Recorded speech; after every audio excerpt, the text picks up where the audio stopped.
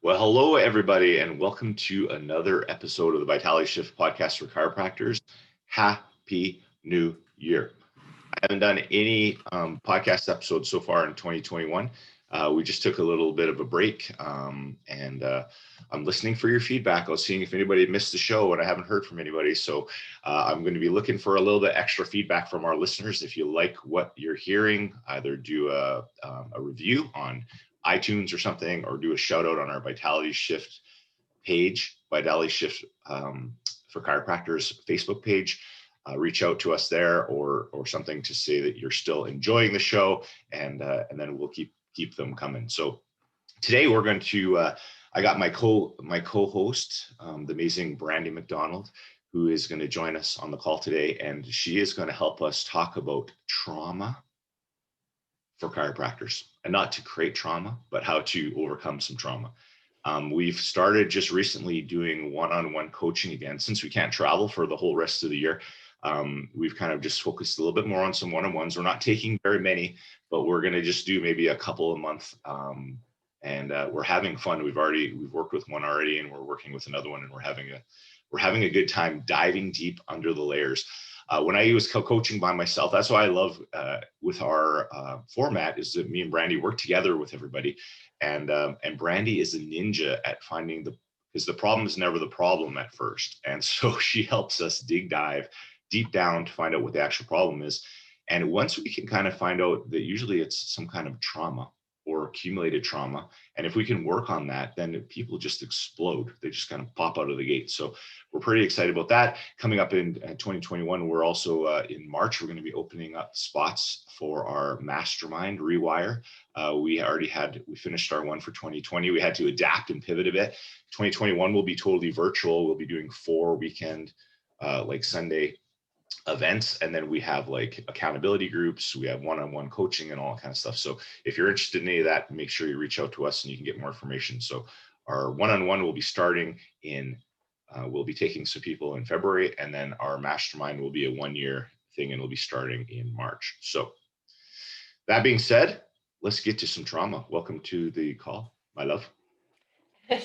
Thanks, Dr. Don. I'm happy to be back. I don't think we've done one of these since late 2020. I know, yeah. And like I said, we haven't been able to reach out to everybody yet. So hope everybody had a good holidays. Hope everybody had a good New Year. Hope they're starting off January pretty good. I think most people are locked down around the world, except for Australia and New Zealand. They're having a good old time hanging out with people in public without masks and stuff, making us all feel jealous around the world. Going to parties, going to restaurants. I've never looked at jealously at a video of someone at a concert or at a party when people are hugging each other. Like, now I'm jealous. So it's just totally to do that where we're from. So Brandi, on that note, yeah, let's talk a little bit about trauma, and maybe talk about the different types of trauma, because a lot of people think it has to be a big thing, which it definitely is a big thing, but sometimes it's accumulated little things that have built up over time. Yeah, I think trauma, a lot of people, I think it's going to gain more traction over the next couple of years, particularly what's happened around the world to people. But I think historically speaking, a lot of people have believed that trauma is actually about an event. So, which of course it can be an event like abuse or abandonment or massive accident or loss of a loved one or a child.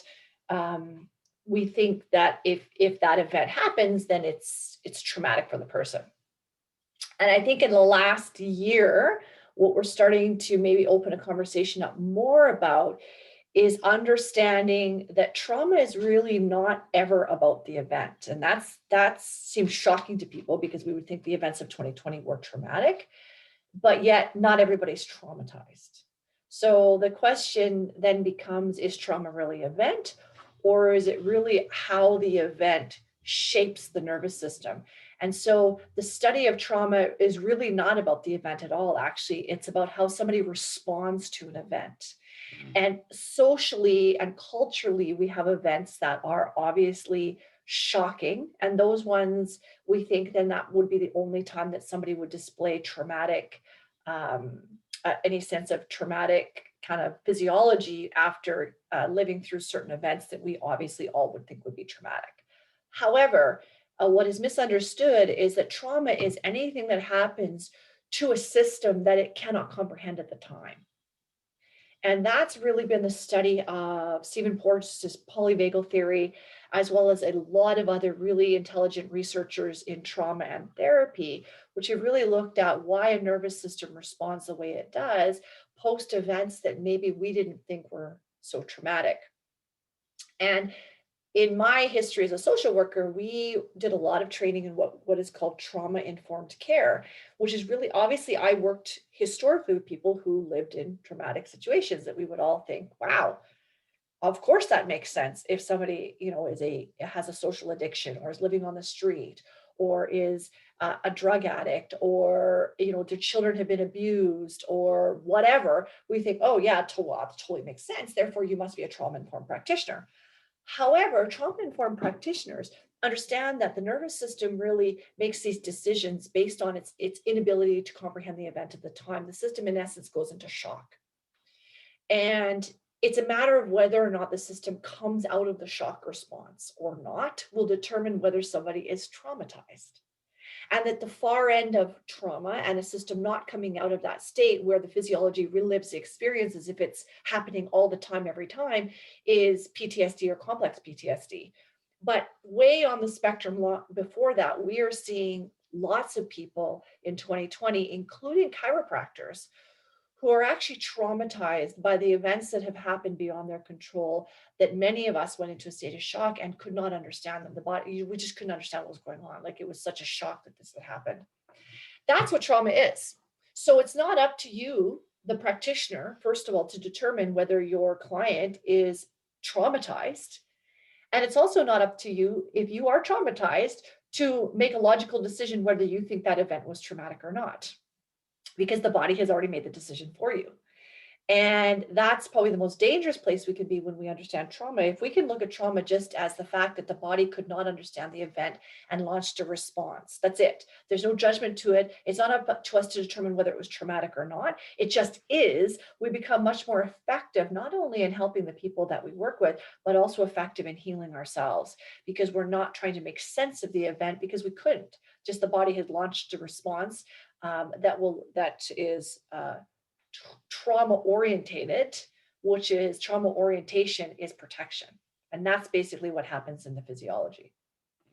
Well, I think we had Dr. Peter Dworkin speaking at a couple of our events, and he talked about how that's his little definition of a subluxation, right? Where like a stressor comes into the nervous system, whether it's physical, chemical, emotional, that the nervous system can't handle at the time. So it basically stores it until you can process it later, because it's too much to process at the time. Right. Which is such a beautiful, beautiful explanation to bring how trauma impacts the body and link it to chiropractic. Mm-hmm. And it stays and it's stored in that physiology until we can bring the physiology to present, which is what the chiropractic adjustment does. So for a second, the reflexive response called neuroception, that's really constantly scanning our environment for threat, which stays in that threat scanning system when a body is stuck in trauma, it cleans it up for a second, clears it up for a second. And we realize there's nothing dangerous in front of us, which is why on a chiropractic table, you see what we call in the vitality shift ease, which is really the system reverting for a second to a calm state where we see the breath change. We see people's physiology relax. We see, their eyes change. We look at their pupils. We look at all the indicators that let us know for a second we've brought that threat scanning system to present, and they go, oh, actually, I'm good. I'm just on a table having a good time with the chiropractor, right? So that's what happens in the moment of a chiropractic adjustment, which is really cool, because that's why we see all the things we've seen over the last year with our people coming in. And I think what we've recognized is that it's very easy to see it in everybody else. But the more work we've done with chiropractors, the more we've seen that we're actually dealing with everybody as a whole has some level of trauma about what has happened to them over the last year. And acknowledging that is the only way you heal. By not acknowledging it or suggesting it's not, or using your energy somewhere else, leads to the system staying in that particular state.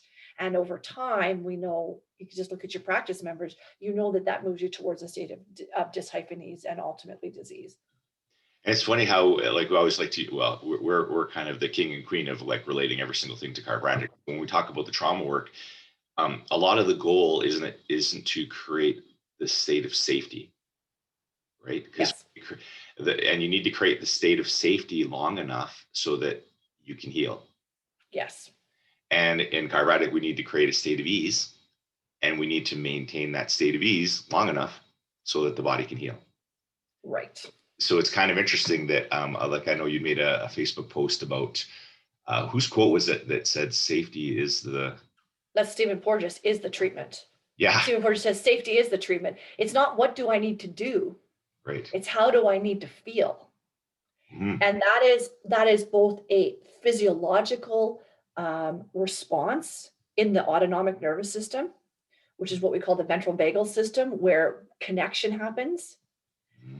And it's also an emotional feeling that we can produce, where we can put a brake on either the sympathetic chain that's responding, or if we've been left in that sympathetic response too long, now we have that dorsal collapse, which we call in chiropractic the freeze, or what they call in the polyvagal theory, the freeze response, which is now you go into an energy conservation state because you've actually burnt it out. You burnt the system out, which is a really dangerous place to be. And also why we see so many suicides, that number increasing dramatically over the last year, because we've gone from the hyper response to the hypo response.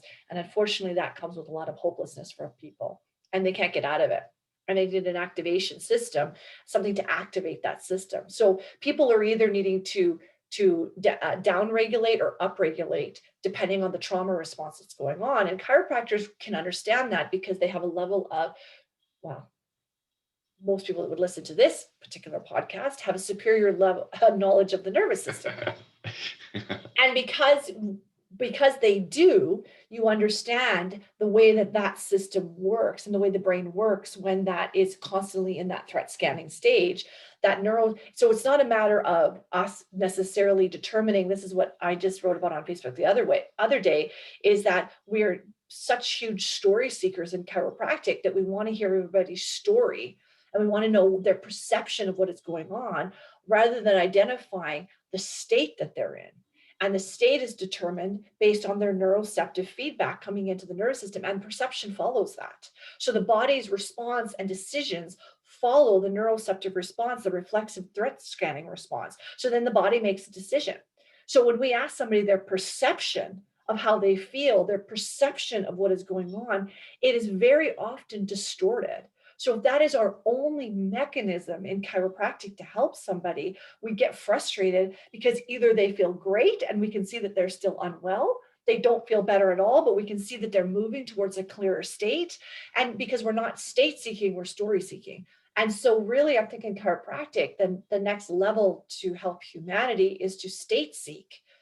You do want to validate somebody's perception of the story that is going on, but you don't want to continue that mechanism that reinforces their state. And every time they retell their story, we re-traumatize it because it continues to. And so that's a little bit about being trauma informed, is every time you ask the same questions and over and over and over and over, and you start to see somebody get frustrated, it's because their perception is so distorted that you actually re-traumatize it.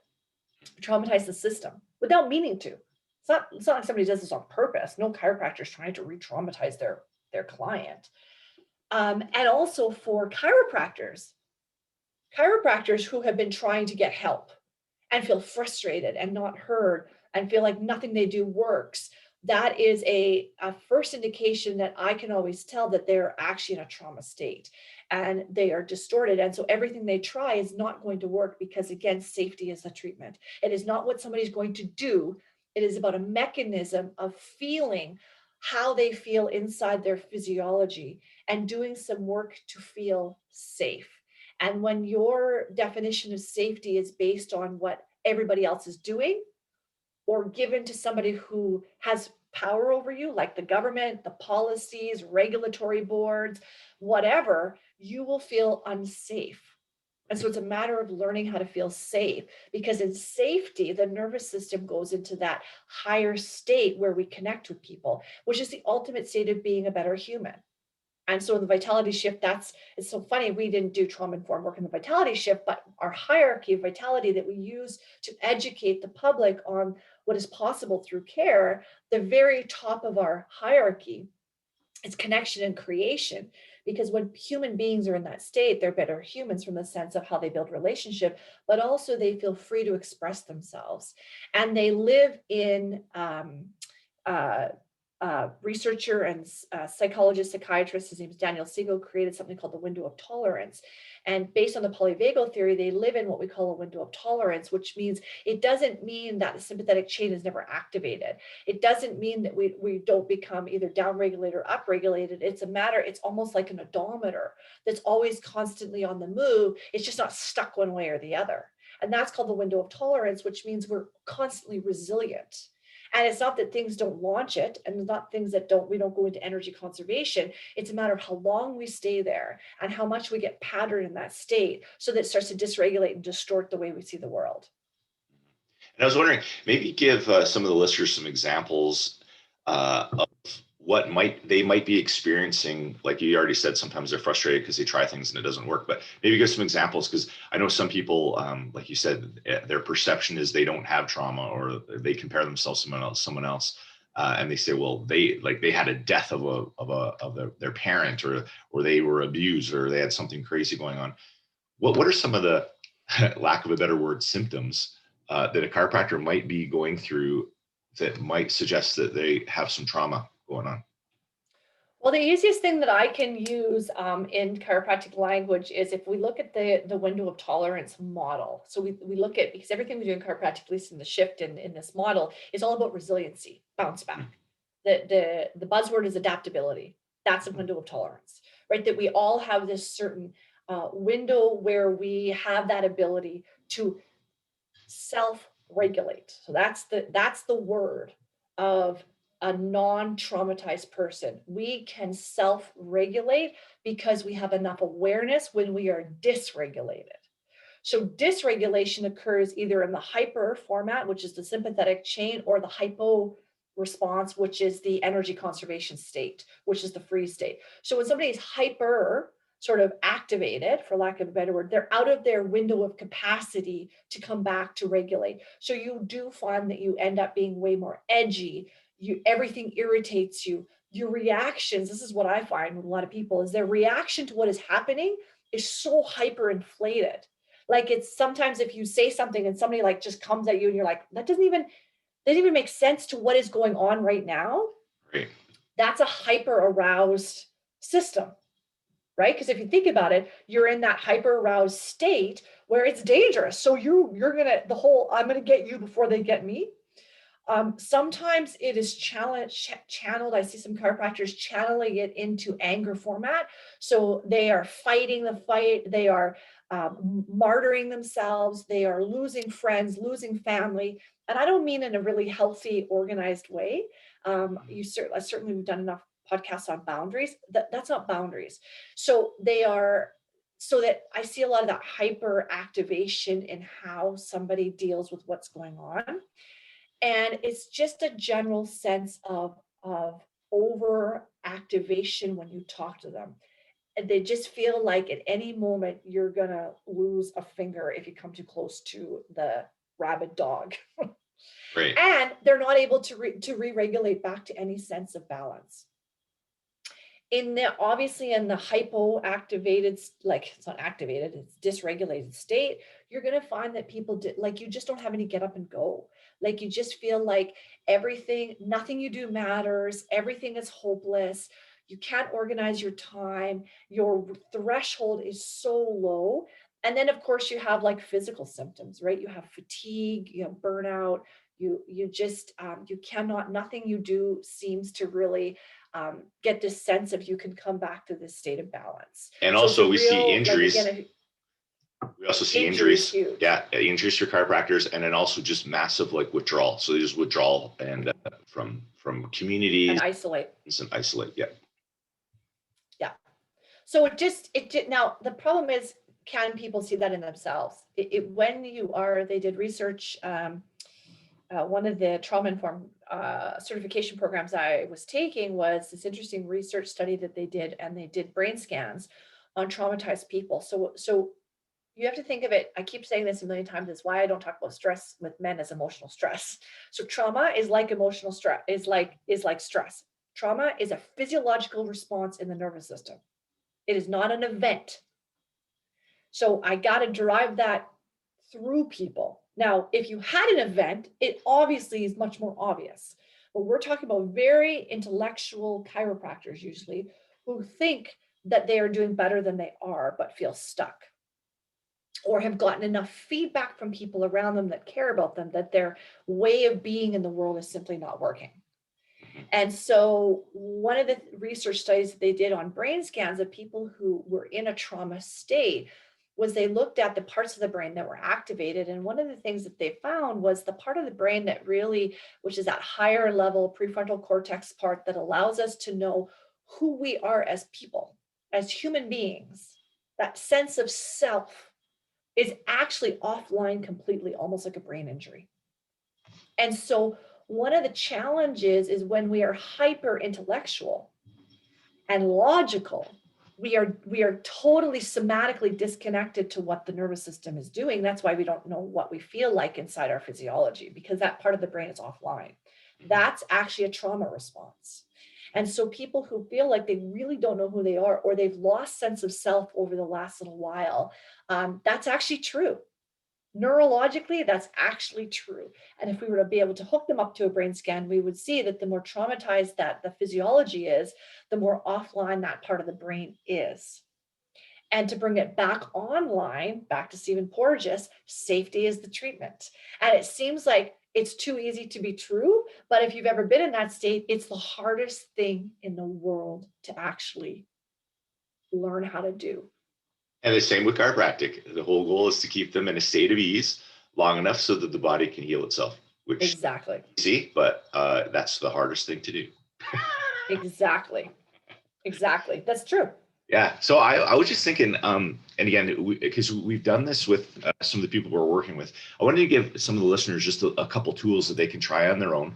And maybe you can talk a little bit difference about triggers and glimmers, because that's a good thing that people can maybe start to do on their own just to help increase awareness. Yep. So triggers and glimmers and glows. The triggers, glimmers, and glows. These are tools from therapy developed under the polyvagal theory, where it is an ability for you to gain awareness on the response that the body makes in just your day-to-day life. So triggers are really easy because a lot of people know what triggers are, but there are often things in our environment that don't make sense. Like, the thing about triggers is you have to be able to document triggers without a judgment of whether it should be a trigger or not. So a lot of people think, well, there's no way, no reason why me going to practice in the morning should create such a sense of anxiety. I love going to practice. I love seeing people, but it creates a sense of anxiety, or you start to feel like a pit in your stomach, tightness in the chest. Triggers are really things in which it creates a response that brain is telling the body to quickly launch some kind of sort of, we call it bracing for impact, armor up, brace for impact, something is about to happen. And this is why the logical, intellectual brain can't work in this particular world. And that's how we don't become safe, because we try to apply logic to triggers, and triggers are not logical. So on the far end of the spectrum, if you've ever worked with or known anybody with PTSD or complex PTSD, their triggers don't make sense. It could be like a black pen. It could be like a red hat. I talked about masks and women who have been violated. That's a number one trigger. And to tell somebody that that's not a trigger is absolutely the most dangerous thing you can do. And because it doesn't need to make sense. And when you're trauma informed, you understand it doesn't need to make sense. It doesn't need to make sense to you. And it certainly doesn't need to make sense to them. But it makes sense to their reflexive fear response, which runs your entire life. So a trigger is a matter of documenting throughout the day that feeling you get and starting to look around your environment, because it's less about the trigger and more about how much of that physiological state you are in, bracing for impact or conserving energy in the event something scary might happen to you. And typically it's going to be like heart palpitation, tightness in the chest, a pit in your stomach, feeling nauseated, foreign people throw up, can't sleep, anxiety, like something Heart rate goes up. Yeah, something, blood pressure drops, dizziness, lightheadedness. There's all this stuff that happens that really align with the shock response and the brace for impact response. A glimmer, is a time orientated thing that tends to be like a snapshot, a really quick little Polaroid, if you can. Like it's quick, and it's the opposite response. Glimmers are the insight into the ventral vagal state. And a glimmer, the reason it's called a glimmer is exactly that. It's not super bright. Triggers tend to be pretty much what drive most folks that are in this state of dysregulation. And what a glimmer does is it allows you moments in your day where you're like, oh, I can actually see where, like, I feel differently. So a glimmer is really documenting when that feels differently for you.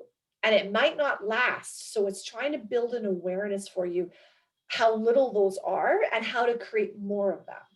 Because when you get a different feeling than a trigger state, you have a glimmer initially. And when you start to recognize glimmers, you can turn them into what we call glows. And glows are the prolonged ventral vagal state of connection and safety where all healing takes place. Emotional healing, physical healing, relationship healing, cultural healing, that is where it happens. And so that's called a glow. And a glow is a longer version of a glimmer. And the whole idea is first an awareness state. So we've had people work on this where they've written it all out and they can really see that most of their day, they're really at the victimization of all of these triggers in their environment. And you got to remember, it's not the trigger, it's the physiological state of breakdown, dysregulation. And when you realize you're in that, you realize that you're basically living your life completely distorted and dysregulated. Everything you see, everything you do, everything you touch is dysregulated. And then how much of that we can bring to regulation. If you do not know how to bring it to regulation and you do not know how to do a glimmer, the fastest glimmer, if you're not getting adjusted enough, because I call short-term chiropractic at the moment of a table is a glimmer state. So that is why chiropractic works all the time, every single time. That's immediate ease. Yeah, we call it in the vitality shift, immediate ease. Yeah. In trauma care, it's called a glimmer. What it does is it immediately moves the state to that ventral vagal state. The tone changes, the overall tone of the nervous system changes, and you as a chiropractor, I hope that is what you look for. Because that is where it is not banging the bone back into perfection. It is what happens globally to the physiology when it gets that input in. However, in our experience, a lot of chiropractors are not being seen enough in their trauma states. So they're being seen as if they're well, and they're actually not well. And so they are only getting glimmers sporadically. The fastest way somebody can do a glimmer outside of chiropractic adjustment is breath. And there's lots of people that do breath work, but what breath is breathing is called the ventral vagal brake. And so in non-chiropractic and trauma work, breath, which is why often if you've ever seen anybody who is either launching up to a panic attack, having a panic attack or an anxiety attack, you actually teach them to breathe. That's why you see people in movies breathing into like brown paper bags, or on an airplane, you can see them breathing into the sickness bag. It's called the ventral vagal brake, and it's calming the system for a second so you can catch your breath literally to move it into a glow state. And the glow state is where you need to keep really being aware of the physiology and doing things that bring you joy and fulfillment. So if you don't know and you start to feel that throughout the day and you're working, and it's not like you just like toss yourself on a table and get a chiropractic adjustment, breathing is the biggest thing that you can do. And obviously there's tons of people who do breath work and breathing programs. It doesn't even have to be complicated. It literally just has to be your awareness of bringing enough breath into your lungs and expanding it so they bellow and then pushing it out. And that immediately And some people actually feel lightheaded, which is hilarious, which means they have not been getting enough oxygen in at all. Right. And they've been just doing short, light breaths throughout the whole time. Because if you think about trauma, everything we're doing in the body is bracing for impact, everything. So if you think your brain is screaming, brace, brace, brace, brace, like you see on airplanes, on movies when they're going down, basically you're bracing all the time as if your airplane of life is going down and going to crash into the ground. Mm-hmm. So everything you do, the opposite of bracing is extension, up, out, shoulders back, head back, everything you know in chiropractic, and you breathe. And that breaks that other system and moves it to a ventral vagal state for a couple of minutes until you can have access to that longer and longer and longer, which is called the glow state. And sometimes in the beginning, you have zero awareness, you need to actually document it. So you just spit it out on paper and you write every morning and you just try to get awareness of how much that is going on. Because what you do is when you're in that state, you feel safe. You don't need to force safety, it just is safe. That's awesome. So maybe talk a little bit about, we're opening up our mastermind coming up in March, and because kind of that's what we're kind of creating in the mastermind, right? We're going to have 8 chiropractors. Well, actually we had just an entrepreneur in our previous one, so it doesn't necessarily have to be a chiropractor. But maybe talk a little bit about how we kind of try to create that environment in our mastermind. Well, there's the 2 parts of our mastermind, obviously, is business and self. And obviously we are at a level now where we really have loved, our Vitality Shift program, which is our flagship program, really does teach people how to practice in a salutogenic model. But where we, I think, flourish between you and I is both on the business ideology end. People want to know what can I do? I'm stuck. How can I get to the next level of my business?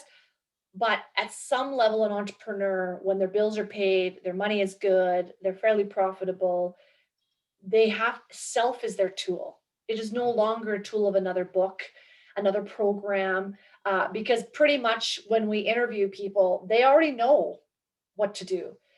Their stuckness is self. So the mastermind was really developed as a unsticking self to expand business. That's probably the best way I can describe it. And doing it in such a way, another part of the trauma work is not just self-regulation, but understanding co-regulation. And as much, we often think that we only just co-regulate with our families and our children, but all of you chiropractors know that we co-regulate with everybody that's within this sort of perimeter of ours. And so that's why it matters who we're around and who we talk to and who supports us and what we talk about, because we co-regulate with them. And the system either, mirrors that lower a hypo regulation or hyper. But if we're sort of in between, we co-regulate sort of in that window of tolerance with one another, or we have somebody to help us regulate if we can't self-regulate. So the idea of having the mastermind with groups within the mastermind, the work really was within each other's groups with one another, even more than it was with the content that we teach throughout the year. And in our group of entrepreneurs, 2020 was basically a record year for pretty much all of them, in a time where every single one was locked down to some degree, and some more than others. So that's pretty damn good. And none of them really needed a lot of a business advice, but a lot of them really needed the support of how to stay in that window of tolerance, which is really where all things lie. And so I think that's really the idea of the mastermind. And from that, obviously, when we talk about business, it's a lot easier. Yeah, totally. And I just find that too, is that once they've kind of cleared up some of that junk in their head and that trauma, whenever you do a suggestion, they can just implement it. And it just seems like things just go smoother, because so many people get derailed by these little triggers and stuff that are kind of hidden in their mind, and they don't really understand it because it's just kind of subconsciously that happens in the background. And then they get frustrated because they're like, every time I try something new, it never works. But yeah, I think that's what I think that's the power of the mastermind for sure. So if anyone out there is listening and is interested in it, it's 100% virtual. So again, you can be in any country. Last year, we were initially going to have 3 in-person events, but we had to co-regulate. We had adaptability because the world went crazy. But this year it's going to be 100% virtual. So anywhere in the world, you can reach out to us, and then we'll be taking it by application only, because we focus so hard on having a safe environment, because that's the only way for people to heal. And so we make darn sure that every single person that's in that group is going to be super It's safe with others and safe. Yeah. So that's going to be our number one thing. Yeah. So in closing, we have chiropractors around the world. Some of them are put back in shutdown and lockdown and frustrated and all kind of stuff. What kind of words of wisdom would you like to leave everybody with going into 2021? Well, I think that if you feel stuck and you feel like you just have not bounced back, just you're not able to get back into that capacity window that we were talking about, the number one thing is obviously you need to get more chiropractic care. Mm-hmm. Number one, there's nothing else that's going to work better. So that's first and foremost. Secondarily, there's lots of little work you can do, but it is really hard to unstick yourself. So, there's very few people in the world that can do it, because remember, that part of your brain is offline. So that you get frustrated because you try it and it doesn't work. So to bring that brain online, you do need, if you're not able to self-regulate, and again, remember, when the system is traumatized, you can't. It's not that there's something wrong with you. The body is responding exactly as it should. That's the brilliance of the body. And because it's receiving the messaging that it needs to do this. And so you have to acknowledge that there's nothing wrong with you. It just is, it's responding appropriately. However, it may not be appropriate for the situation at hand. And so you do need help. So there's a lot, you can reach out to us. We don't take a lot of one-on-one clients, but certainly we have a community through the shift. You can look at our mastermind. You can look to other coaches. You can look to creating a group of people yourself to reach out. There's tons of resources available in trauma work. There's lots of great books. The reason I don't give a lot of those names out is I don't think people need more information. But certainly there is information out there. I think more than anything, people need other people. And I understand that it can't be in person in a lot of places right now, but it certainly is still super helpful just to be with other people in some form, and people that you will be able to regulate back to that window of tolerance, not people that keep you in your dysregulated state. And you know who those people are, because they come with a certain feeling. And so the easiest thing to do is just to look at who you're around, because in the beginning, sometimes we just need to change who we're around so that we can start to learn to regulate ourselves better, and know that anything that gives you a feeling other than I'm okay is a traumatized state. Well, I think we were just talking to a couple of people or just last week about, we've kind of pre-vetted our social network really well. And one of the great things that the pandemic has helped us is to test how well we vetted our network. And if you have a network where the pandemic happened and then a whole bunch of people went all freaky on you, yeah, then we were always wondering, like, how deep of conversations did you have with them? Did you know them? And were they really helping you? Like, was that a good circle of influence? And we were pretty happy with our circle of influence during the crazies, that nobody surprised us. And so we were pretty happy with that. So, well, we made the tough decisions before we had to. Yeah. And so that's part of what I was talking about. There's a big difference between isolating yourself out of trauma and actually being able to be in a state of regulation and making those decisions. So it's not good to make decisions in a state of trauma. First, you got to think to yourself, I got to get to a state of clarity, then make those decisions, because I promise you it'll be much more sustainable and you'll feel better. All right. Well, thank you again for sharing your pearls of wisdom with Thanks for having me again. That's excellent. And again, everybody out there, I hope you got some good information from that. Again, I'm looking for some feedback. I will keep doing these podcast episodes, but I'll base my frequency based on feedback, and so you guys are kind of quiet out there. So let me know. Don't be isolated. Let us know what you liked about it, what you'd like to see, and then I'll keep this coming for you. So until next time, shift on.